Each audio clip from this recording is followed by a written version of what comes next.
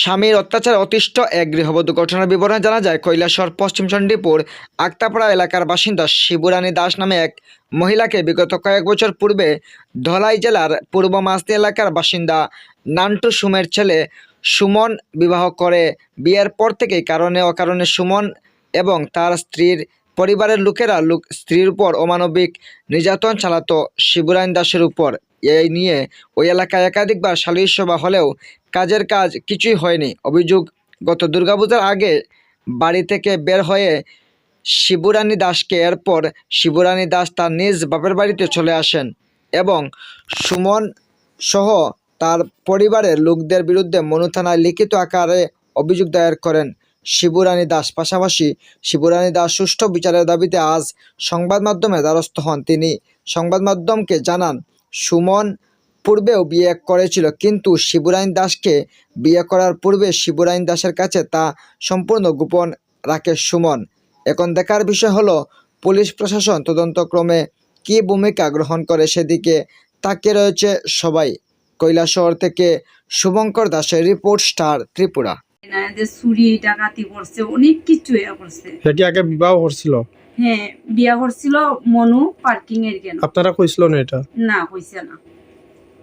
আমারে মানে এই ব্যাপারে কোনো কিছু কইছে না। আপনি কতদিন ধরে বাপের বাড়িতে আছেন?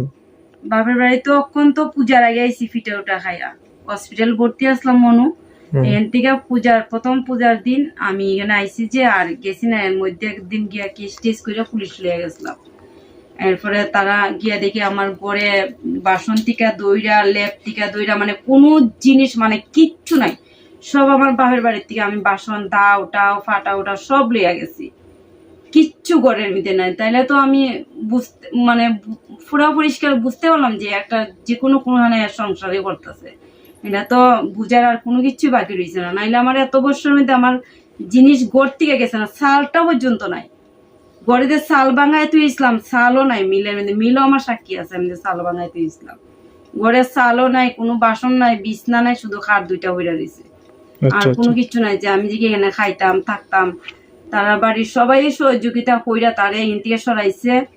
তার আগে যে আমার মারছিল একটা বিচার চাইছিলাম সবের কাছে, শেষ বিচার, যে আমি যাওয়ার আগে একটা বিচার আমি দেখা দিতে চাই। কারণ আমি একটা মেয়ে মানুষ, আমার কি লিগে সবাই ভুল বুঝতো।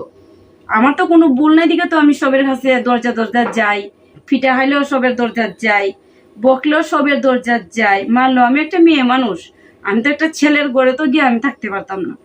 আমি একটা মেয়ের কাছে যাই যাতে আমার রেকর্ডটা খারাপ কেউ না কইতে পারে, বা আমি দেখাইতে পারি যে আমি একটা মেয়ে লোকের ঘরে আমি আসলাম।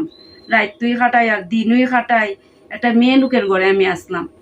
আমি এরকম করে আমি দিন খাটাইছি। মারলে বাড়িতে ঢুকতে দিছে না, খাইতে দিছে না।